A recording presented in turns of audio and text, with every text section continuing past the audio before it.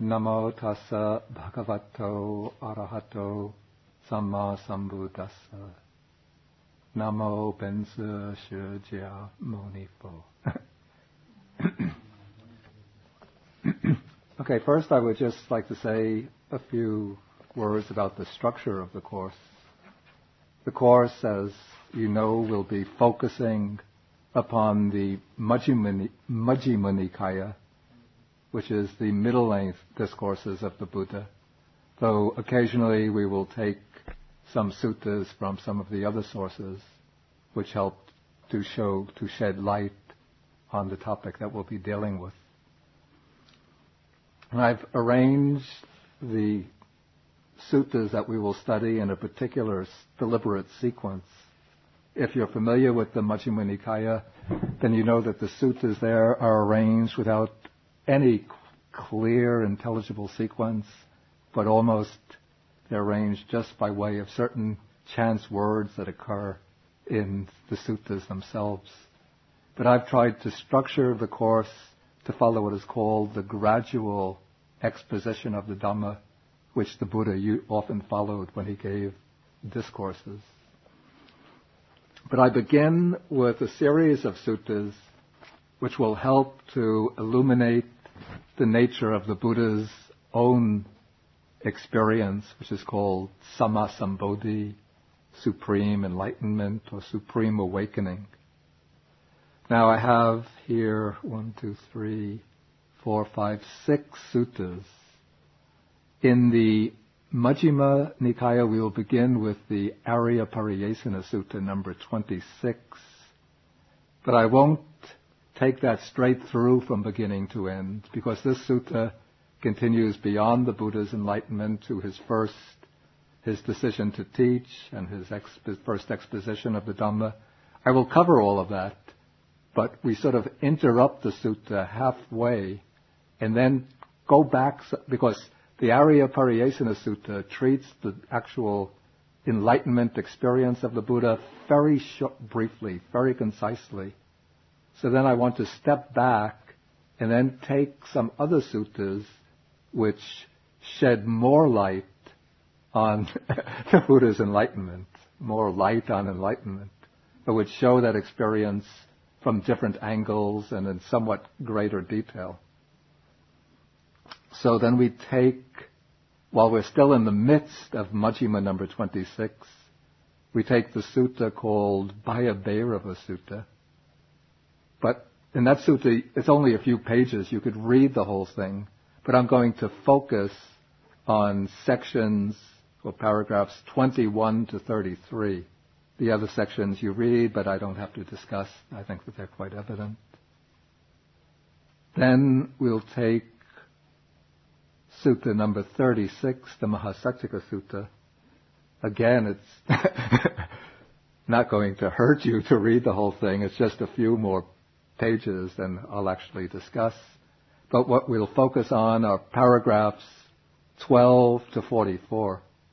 And then from Majjhima Nikaya number 12, the Mahasihanada Sutta. This I won't discuss, but it has a section, or quite a long section, which describes in detail the various ascetic practices that the Buddha undertook during his quest for enlightenment. So to get a fuller, more detailed look at the Buddha's period of striving, of his struggle for enlightenment, you should read paragraphs number 44 to 61. Then the next 2 suttas in this section, one will come from the Samyutta Nikaya. This I will have to make photocopies and hand out. And then from the Digha Nikaya, it's really only one paragraph. I might not even make photocopies, but might just read it out loud in class, because just it has a few sentences which shed greater light upon a passage treated rather concisely in the other suttas. Then, in the sequence of the Course, we'll come to a number of suttas which deal with how to approach the Dhamma. That is, when we're coming to the Dhamma out of the blue, how do we go about adopting the right way to enter into the Dhamma without throwing ourselves into it through blind faith or remaining aloof by just treating it as a subject of intellectual entertainment.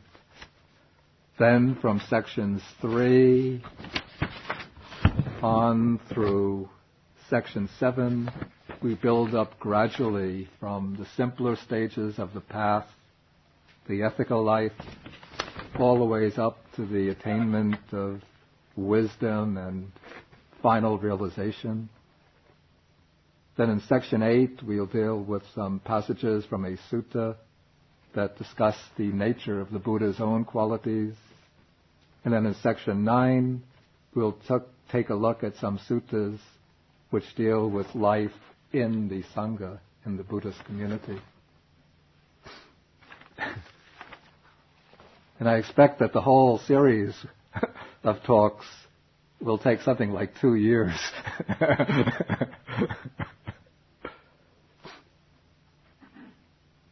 So we have to be patient and go gradually deeper and deeper.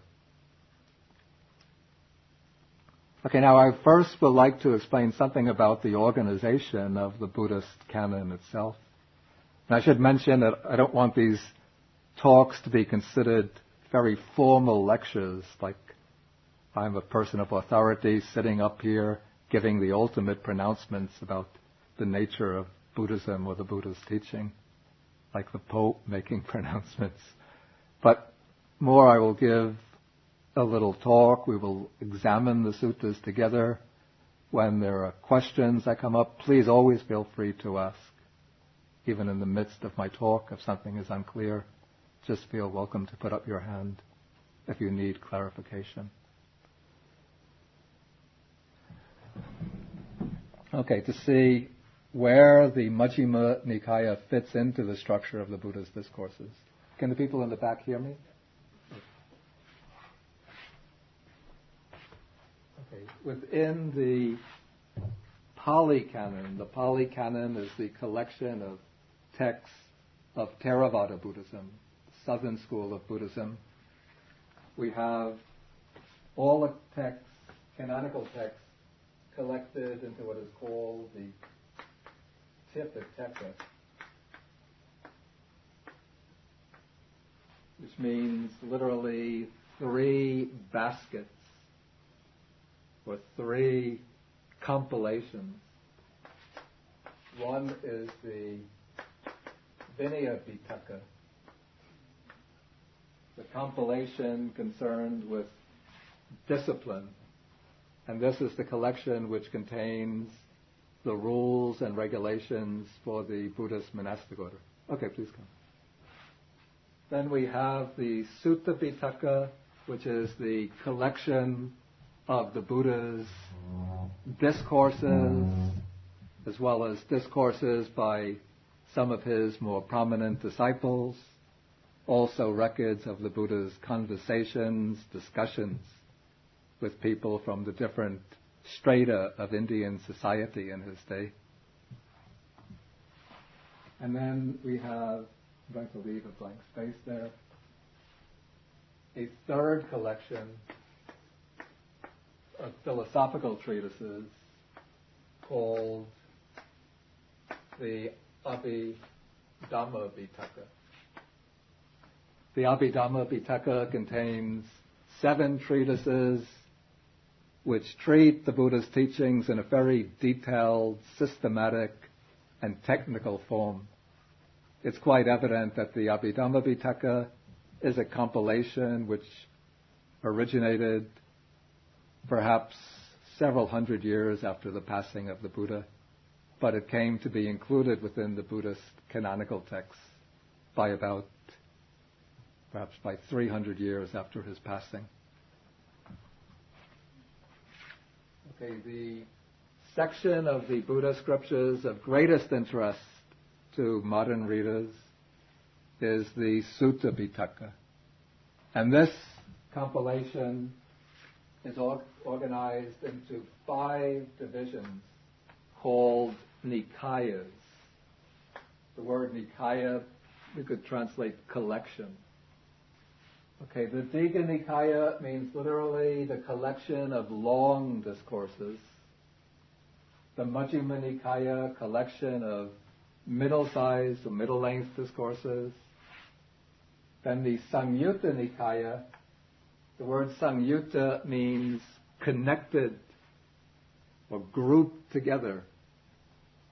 And this is a collection of short discourses in which the chapters collect together many, many short discourses dealing with a common topic. For example, many of the short discourses dealing with the teaching of dependent origination come together in one chapter. Many short discourses dealing with the 5 aggregates, with the 6 sense bases, with the elements, with the factors of the Noble Eightfold Path. So this is a very systematic and orderly collection. The 4th collection is seems to be a very unsystematic and disorderly collection, almost a chaotic collection. Because here the governing principle is to take the short discourses that don't fit into the Samyutta Nikaya and arrange them. You see, when the Buddha spoke, to make it easy for his listeners to remember his sermons, he would often structure his sermon around a numerical theme. So sometimes he would say, there is one thing that you should remember, one thing you should develop. So then other times he would say, there are 2 things to practice, 2 things to abandon, 2 things lead to well-being and happiness. Then there are suttas dealing with 3 things, 4 things. So the Anguttara Nikaya collects all of the suttas that are organized around a numerical scheme, and it arranges them into 11 sections, the book of ones, the book of twos, the book of threes, up to the book of 11s. Then the 5th collection is, sometimes it's called the minor collection, but it's actually a very, very big collection of short works of a rather miscellaneous nature. It includes, for example, works like Dhammapada, a very famous work, the Dhammapada, Sutta Nipata, the verses of the elder monks and nuns, the Therigatha, Therigatha, and so on, altogether. And also it contains the famous Jataka stories, which are the stories relating to the Buddha's former births. And now, even though it seems that the first 2 collections are organized according to length, but actually there seems to be some difference in their purpose. And this, when I explain this, you'll see why I chose the Majjhima Nikaya. It seems to me, this is my observation, that the Digha Nikaya, the suttas, these suttas are aimed primarily at members of the non-Buddhist section of Indian society at the time of the Buddha, maybe a century or so afterwards. And so they deal largely with topics that would have been of vital concern to people living in society at that time. The claims of the Brahmins to superiority. Suttas which try to demonstrate the superiority of the Buddha to the other religious teachers of the period. Suttas which show the Buddha as being a more powerful figure than the deities worshipped by the Indian people of that period. So these suttas are, with a few exceptions, are of less interest to us today than those in the Majjhima Nikaya. It seems that the suttas of the Majjhima Nikaya were intended primarily for those who have already entered into the fold of the Dhamma and are concerned principally with the philosophical principles of the Buddha's teachings and the practical training that the Buddha has devised for his followers. Now, although these texts, this particular collection, belongs to the Theravada or Southern school of Buddhism, these texts have counterparts in the Northern school of Buddhism, where they are called agamas. Agama, the word agama means something like a transmission or a heritage. And so in the Northern Buddhist tradition, they use Sanskrit. The word is a little bit different. And these collections have been translated into Chinese and are preserved in the Chinese Tripitaka. And there's a very close resemblance between the text in the two collections. Not exact correspondence, but the resemblance is quite close, particularly in regard to the first three Nikayas and the first three Agamas. And this is fairly reliable evidence for the antiquity of these texts, which shows that they came down from a period before early Buddhism started to splinter into different schools. I want to speak a little bit about how the texts came to be collected. In today's lecture, I'm giving more background to the suttas rather than discussion of the suttas themselves. Perhaps, if we have time, we'll start on the first sutta of the Majjhima Nikaya. But I'll try to focus on the background now.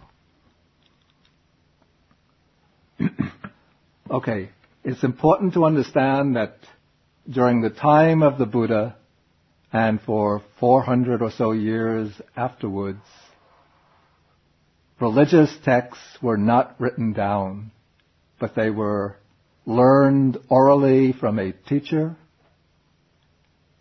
The student had the task of preserving the text in memory, and those who became learned, prominent teachers in their own right had the responsibility of transmitting the teachings that they had heard to their pupils. And so within the monastic order, there were groups of monks who had very highly trained memories, and they would specialize in learning the suttas and preserving them by memory. The Buddha's own personal attendant, the monk named Venerable Ananda, had a memory, a capacity for memory, which would probably put most tape recorders and even compact discs to shame. It said that he could remember some 84,000 discourses of the Buddha quite perfectly. Now, in the earliest period, the texts were not yet organized into the system of Pitakas, Nikayas, but there was a different scheme of organization, which called the 9 types of teaching. Then after the Buddha's parinirvana, after the Buddha's passing away at the age of 80, his disciples realized that it was very important in order for the Dhamma, the teaching, to last for a long time in the future. It was important to collect the texts and preserve them for future generations. The Buddha passed away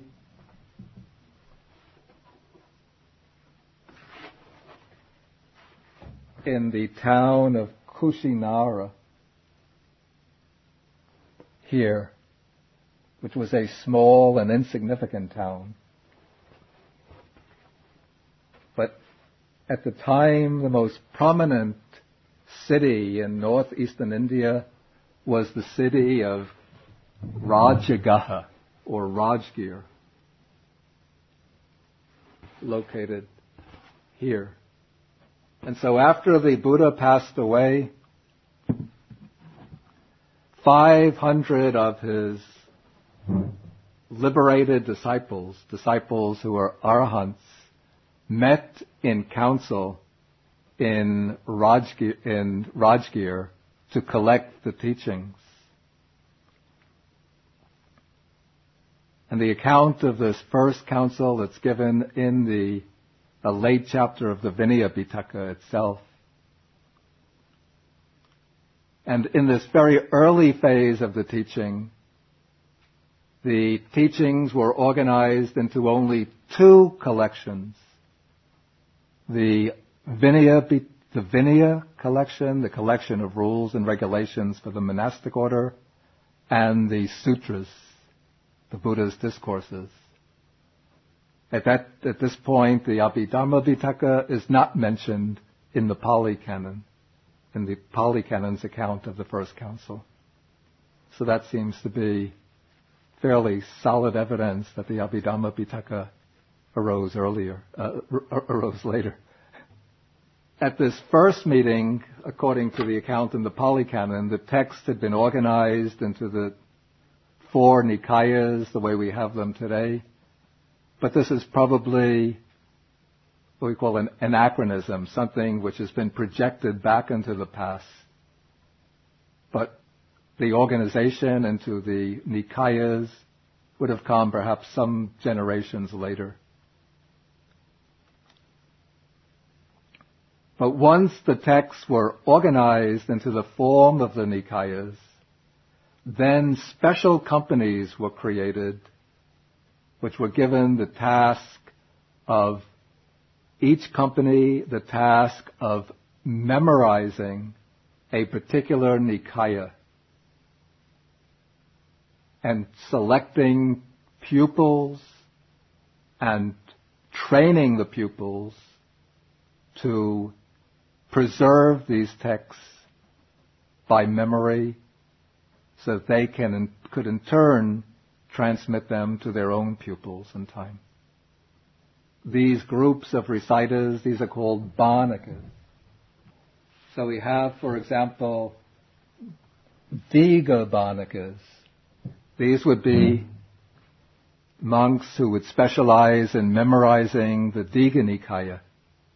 There would be Majjhima Bhanakas, those who would specialize in memorizing the Majjhima Nikaya, and so on.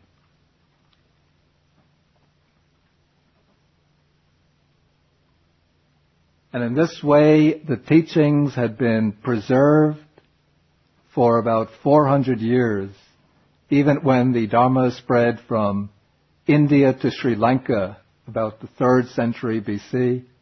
When it came to Sri Lanka, in Sri Lanka too, groups of reciters were formed who would take upon themselves the task of preserving the texts and transmitting them by oral recitation.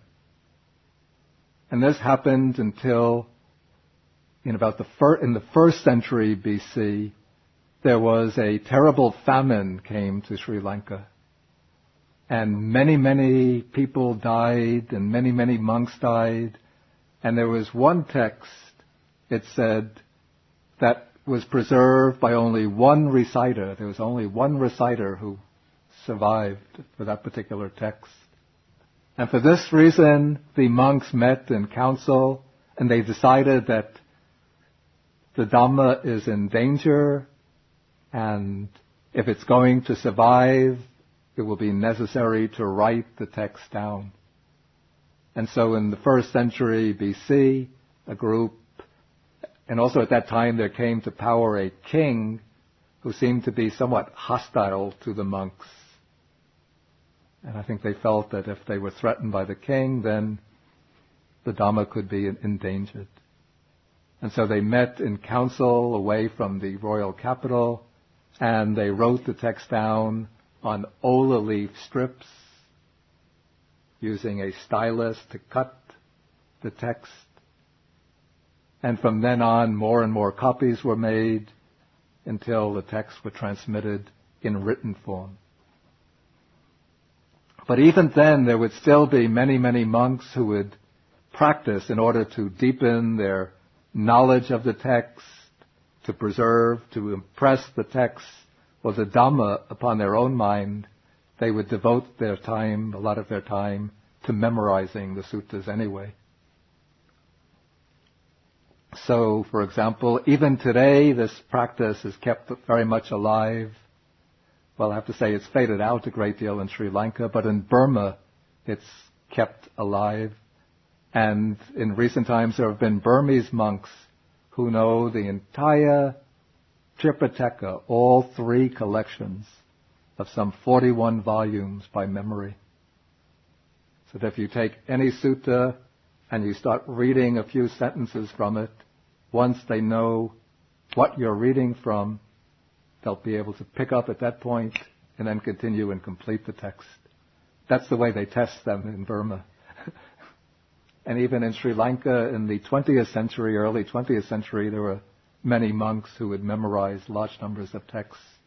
My own ordination teacher had memorized several volumes of the scriptures.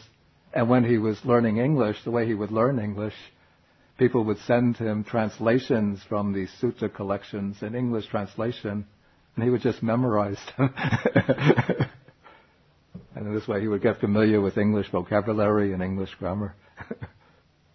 Okay, and now to give some background to the understanding of the text. Of course, the Dhamma itself, it's a timeless teaching in that it's always applicable, always relevant to the human condition. But still, Buddhism as a historical phenomena has arisen under certain historical conditions. And so I want to just give a background of some of the political, social, economic developments which lie behind the appearance of the Buddha on the human scene. The dates of the Buddha are somewhat in dispute. There are two chronologies which are recognized by scholars. I'm not in a position to judge between them. One puts the Buddha's dates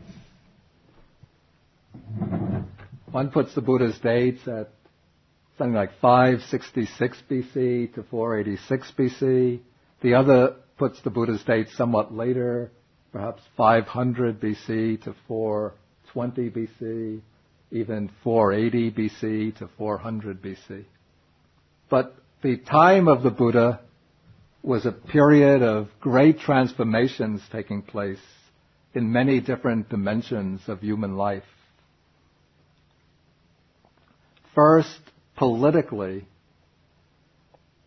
at the time of the Buddha, the dominant political system had been small republics, which were usually, they were not democratic republics, but they were generally dominated by a wealthy aristocracy.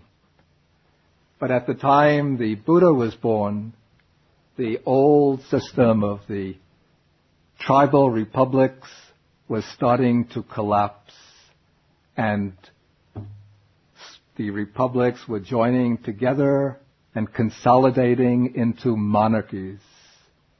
Monarchies which would have been anxious to expand and to swallow up the tribal republics. When we read the traditional accounts of the life of the Buddha, we're told that the Buddha was the son of a powerful king in northern India. In fact, that's not true. He was the son of what seemed to be a chieftain in a small tribal republic in the Himalayan foothills. This tribal republic was the Sakyan Republic, which was in a state of dependency and subordination to one of the more powerful upcoming kingdoms, the kingdom of Kosala. So the two powerful kingdoms at the time of the Buddha the kingdoms which were beginning to expand and swallow up more and more territory. One was the kingdom of Magadha, located in this region here. And it was within the kingdom of Magadha that the Buddha had one of his main centers, the famous bamboo grove in Rajagaha or Rajgir. The other major kingdom was the kingdom of Kosala to the northwest.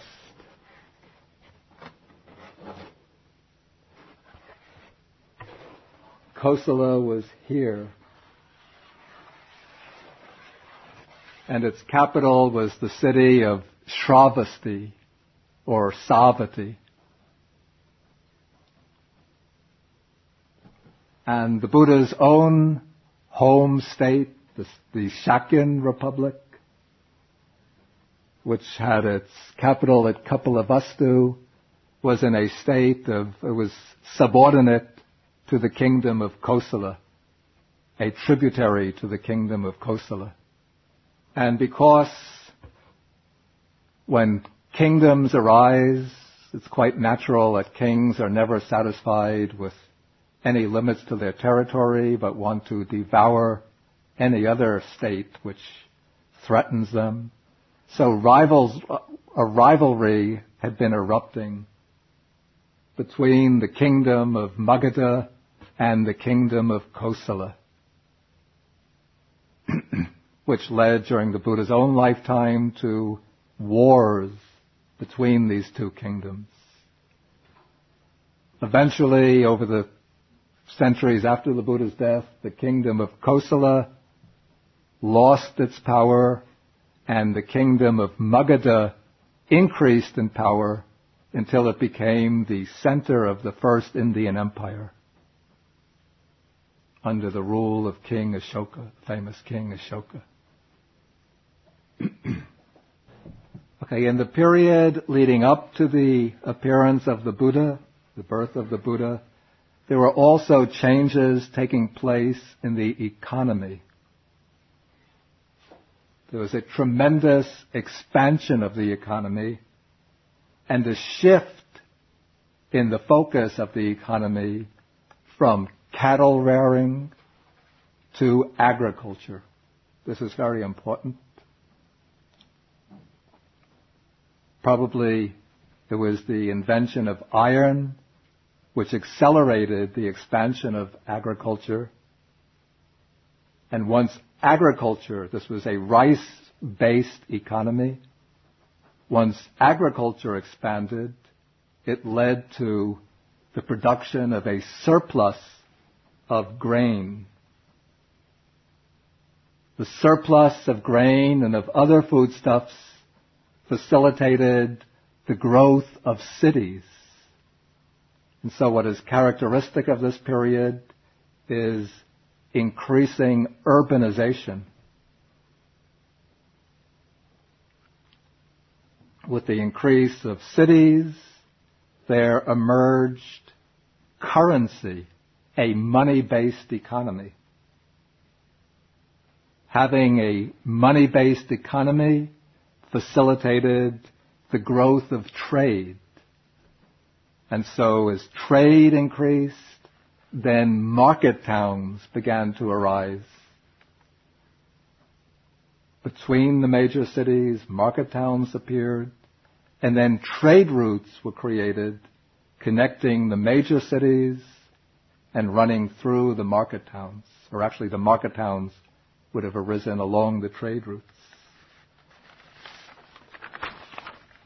And this rise of or expansion of the economy, the increase in urbanization, the growth of trade, made possible the rise to prominence of a mercantile class, a class of merchants, businessmen, bankers, who often allied themselves with the kings and provided financial assistance to the kings, sponsoring their own projects of internal development and external expansion. Particularly, they would have made possible the money from the mercantile class, would have made possible the growth of armies and the creation of more weapons. Now, in the earlier phase of Indian society, before these developments took place, under the dominance of the class religious specialists called the Brahmins, society had been structured, for those areas under the domination of the Brahmins, society had been structured into 4 basic social classes, 4 primary social classes. These are sometimes called castes, but in this early period, I think the word caste is not fully applicable. But we call them 4 basic social groups, social classes. The Brahmins were the religious specialists who preserved the sacred texts of Brahmanism called the Vedas. They performed the rituals, the sacrifices,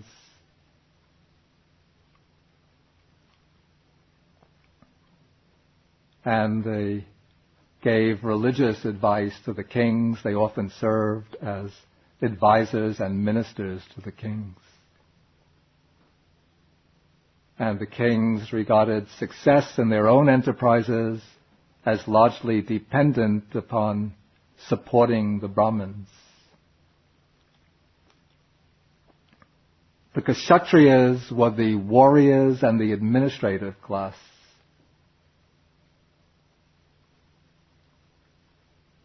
The Vaishyas were the agriculturists, the cultivators, and the Shudras were the workers, the laborers, serfs, peasants.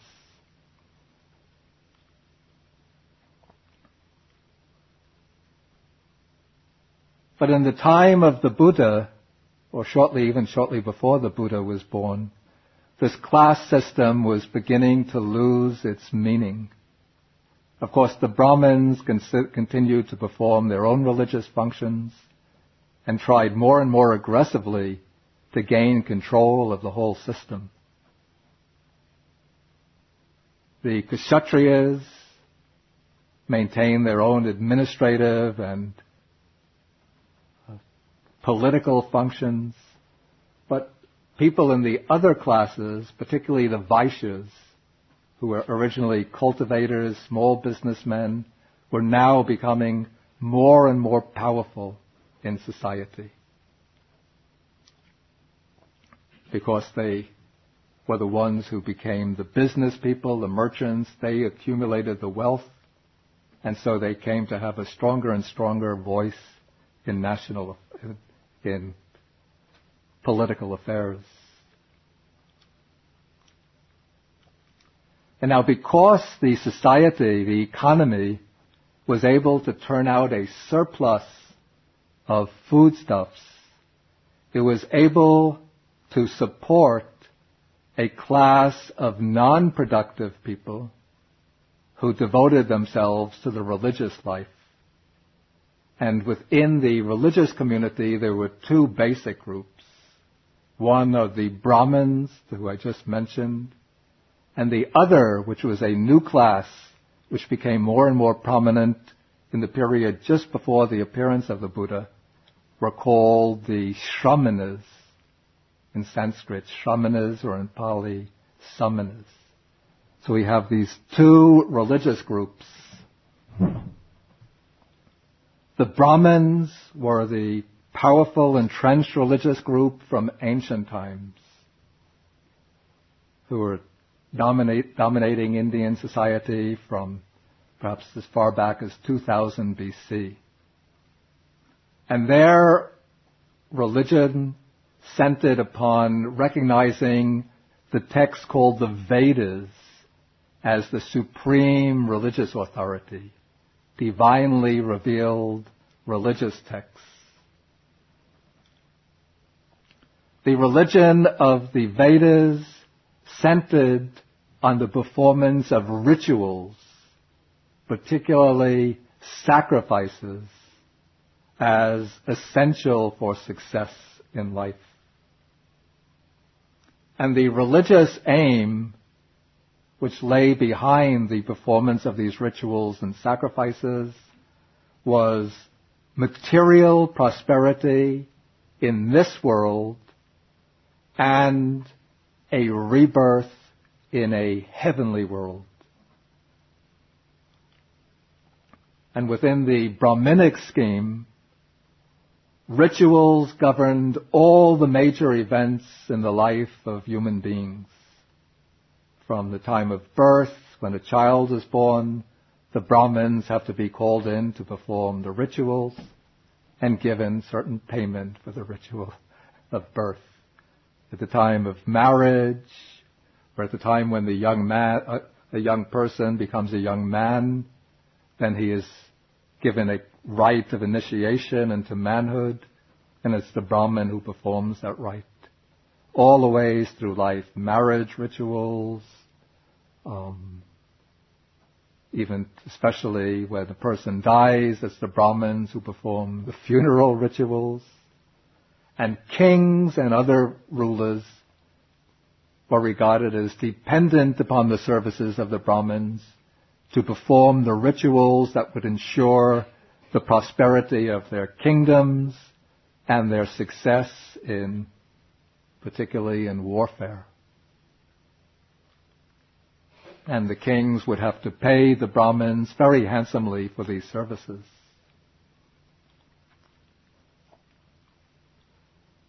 The Brahmins were householders.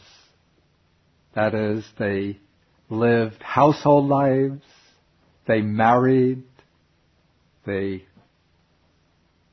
begat children, and they regarded the upholding of the family tradition as being absolutely essential for the health and stability of society. The Brahmins did not have a strong belief in a continuous series of rebirths, it seems. At least the Vedas do not really propose the idea of rebirth very clearly. But rather the Brahmins upheld as the supreme religious goal a rebirth in heaven, and particularly rebirth in the company of the great God who is called Brahma. The Brahmins believed that Brahma, the supreme God, had created the universe, had created the social system with themselves as the dominant social class, and with each of the other social classes intended to be subordinate and dependent upon the Brahmins.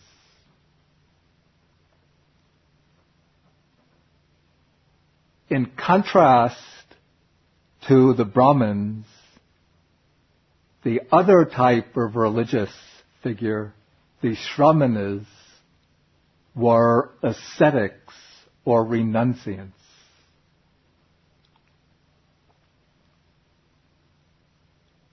They left behind the family life, the household life. They entered upon a homeless life of renunciation, a life of continual wandering without any fixed abode, except usually during the rainy season, 3 or 4 months of the rainy season, when travel became difficult. They would have to settle in a fixed residence with some shelter, but as soon as the rain stopped, they would resume their wandering. And the purpose of the Shramanas in adopting this lifestyle was to seek liberation from the round of rebirths. The Shramana culture was rooted in a belief that all living beings exist in this cycle of continuous, uninterrupted birth and death. and that the supreme goal of a spiritual seeker is to break the fetters that keep us to this cycle of birth and death and to gain spiritual liberation.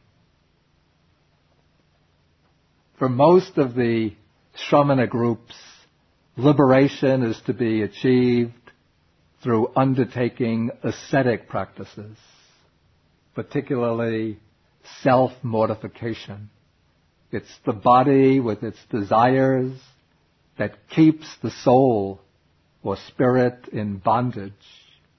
And so to break the grip of desire and attachment, the spiritual seeker has to afflict himself with torments, with suffering, with bodily mortification, so that the soul or spirit, like a bird, is able to break out of its cage and fly freely to the state of liberation.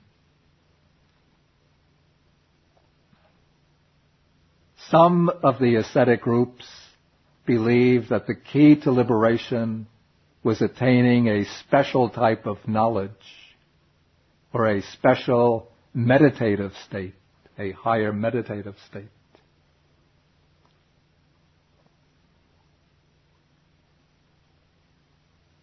And the followers of the ascetic practices would meet in different lodges which were set up especially for the wandering ascetics, and they would often engage in philosophical debates in which they would dispute their ideas, and those teachers who were especially convincing, especially prominent, would defeat their opponents in debate and win over their rivals along with their following. And this way, some of the ascetic groups became quite prominent.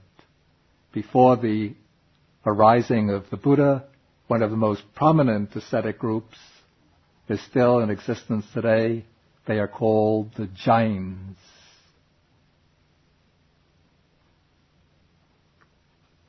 And so we have still in India Jainism, the descendant from this very ancient spiritual community, predating even the Buddha himself. And what is very significant about the culture of this period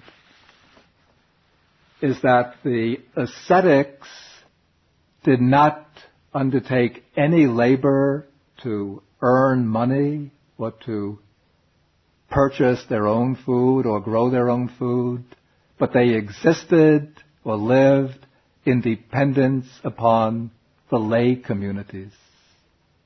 And it was common knowledge or common understanding amongst the people in India in this period that they had a spiritual obligation to support the wandering ascetics by providing them with their very simple requirements. Basically, the ascetics would wander silently with their alms bowls, and people would offer them food, sometimes medicines, cloth, and very occasionally some dwelling for the rainy season. And it was part of the worldview of this period that by offering sustenance, support to the wandering ascetics, lay people could acquire spiritual merit which would help them in their own progress through the round of rebirth. And it was against this background that the Buddha came into the world, and as we will see when we start on our sutta next time, that the Buddha became a member of the Shramana class of religious wanderers when he entered upon his own quest for enlightenment, and in time he became the greatest teacher in the Shramana community. Okay, maybe this should do for introductory talk. If there are any questions, any comments, please feel free to make them. Yes. Give us some reference books support the historical background. To deal with the historical background,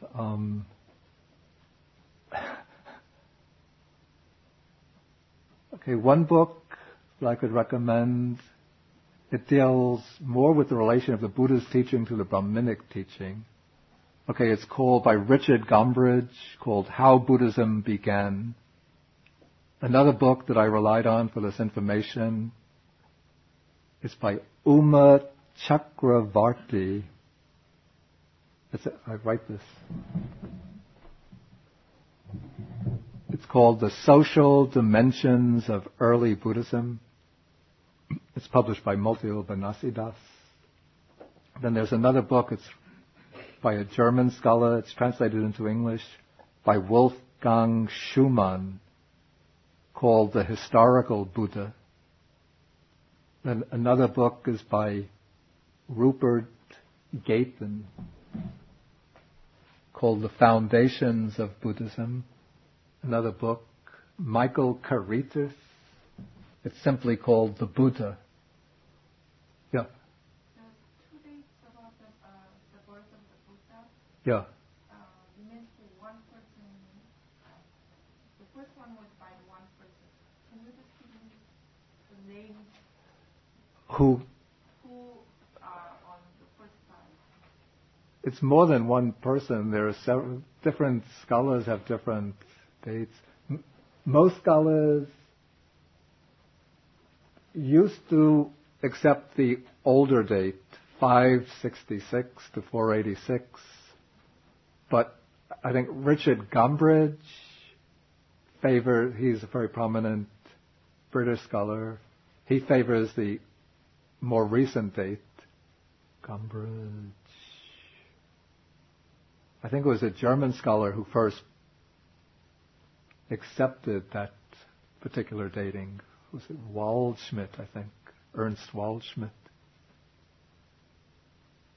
Also one finds, I think, also perhaps a source for these two dates.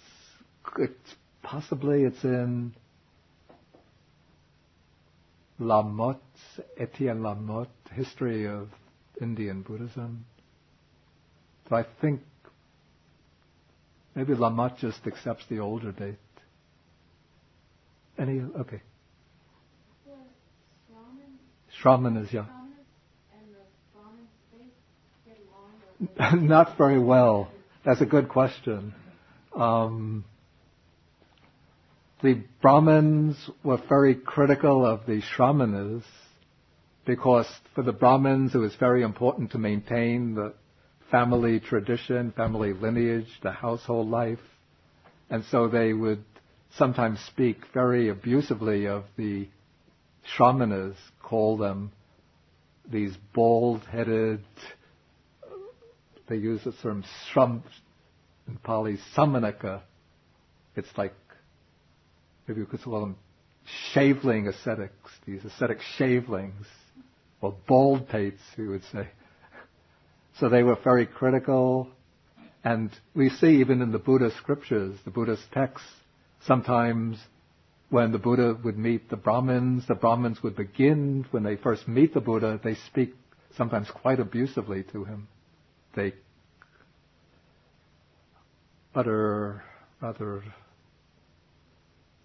they use ways of speaking of the Buddha which are sort of intended to put him down. And the ascetics the Shramanas were very critical of the Brahmins. They depict the Brahmins as being luxurious, greedy, proud, arrogant, supercilious, very worldly, fond of milking the kings and wealthy merchants for their money by convincing them that they need to have rituals and sacrifices performed. And so the two groups were at loggerheads with each other. But there were some Brahmins who, when we see in the text, sometimes they would come to the Buddha with a rather aggressive and antagonistic attitude, and then they would speak abusively to the Buddha, and the Buddha would speak to them politely, engage them in discussion, and by the time the discussion is finished, then they become convinced of the value of the Buddha's teaching. And it's quite interesting to note that actually this Uma Chakravarti, who did the social dimension of Buddhism, she has some tables in the back of her book in which she tries to find the class identity of those disciples of the Buddha who are mentioned whose class identity is given within the Buddha's text. And she found that the greatest number of them are from the Brahmin caste. Even the Buddha's chief disciples, Sariputta and Mahamoggallana, were Brahmins. Mahakassapa was a Brahmin. Mahakachayana was a Brahmin. So the shamans would have predated the Buddha by how many years? Or what roughly is the time period of the conception of that? Exactly when the Shamanas began, it's not really known, because the earliest texts that we have are probably the Buddhist texts, the Jain texts, but there seem to be some hints, even in the Vedic texts, that at that time, even at the time the Vedas were compiled, that there were a type of wandering ascetics who would resort to solitary places in the forest and engage in ascetic practices. And so this could be equated with the Satyrs, is that right? These could have been like, we call them the progenitors.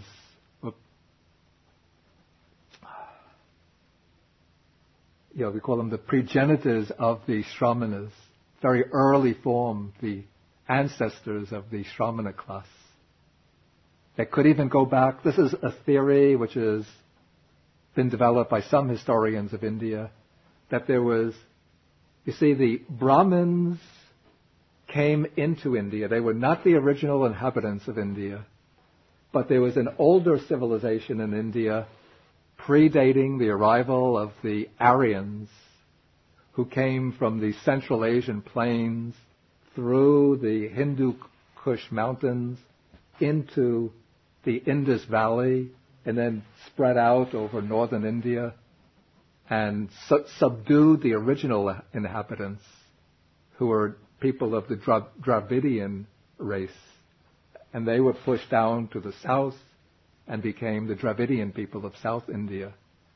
Now, there was a speculation that the original inhabitants of India had the belief in a soul which transmigrates from life to life, whereas the Brahmins in their earliest phase, as indicated in the Vedas, did not have the idea of a soul which transmigrates from life to life. And the old inhabitants of India might have also had yogic practices and ascetic practices aimed at liberation. And it's possible that these ideas, when the original inhabitants were suppressed and subdued by the Brahmins, that these ideas remained as a kind of undercurrent which in time penetrated the thinking of the Brahmins themselves, and then once the economic and social conditions were suitable, then came to prominence, as evidenced by the emergence of this whole class of wandering ascetics, or Shramanas. And the Shramanas could have gained increasing adherents because of the economic and social upheavals taking place at this particular period in Indian history.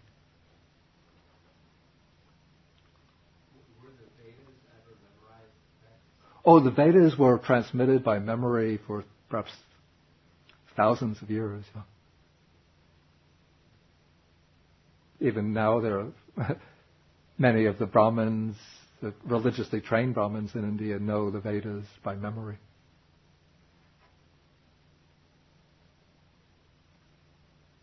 I think it was only well into the Christian era, 500 AD or so, that the Vedas were written down. Yeah. Can trace back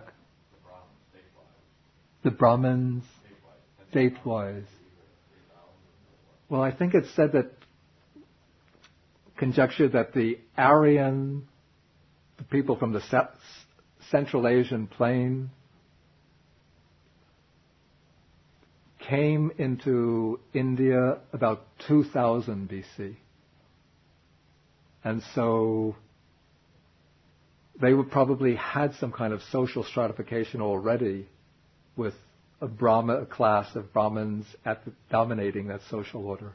And so when they came into India and subdued the original inhabitants, the indigenous population, then they would have again continued to exert this dominating role in the society.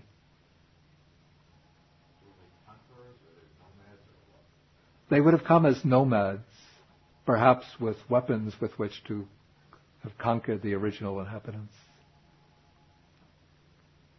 I don't know any records of actual warfare taking place, but at this time there would have been no written records anyway. In fact, it's possible even that the Vedas preserve in somewhat mythological form accounts of the Brahminic conquest of the original population of India. Any further questions?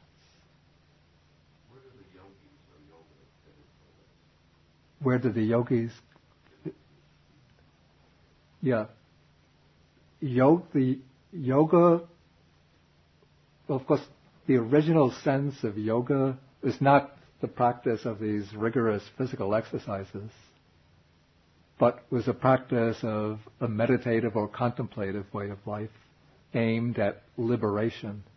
And so the yogis, what we call the yogis today, would have been within the Shramana community. So not all the Shramanas were engaged in these contemplative, meditative religious practices. Some just wandered, subsisting on alms. Others engaged primarily in this self-mortification. Others developed philosophical systems, which they would then debate with their peers.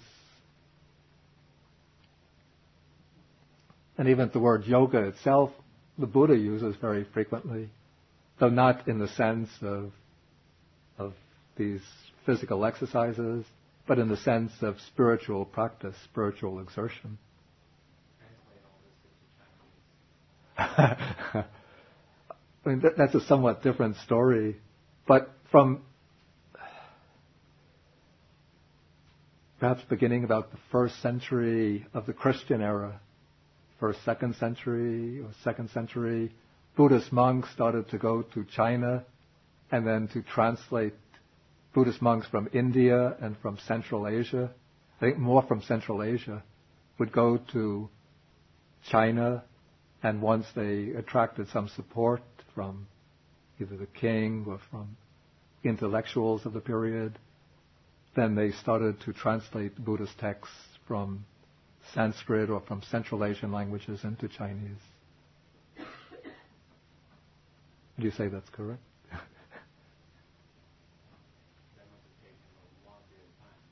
Of course, the whole translation project would have taken... There are different waves of translations extending perhaps over 800 years or so. But by the time the Nikayas would have been, or the Agamas would have been translated, I think in a fairly early time, within the first few centuries of the Christian era. Okay,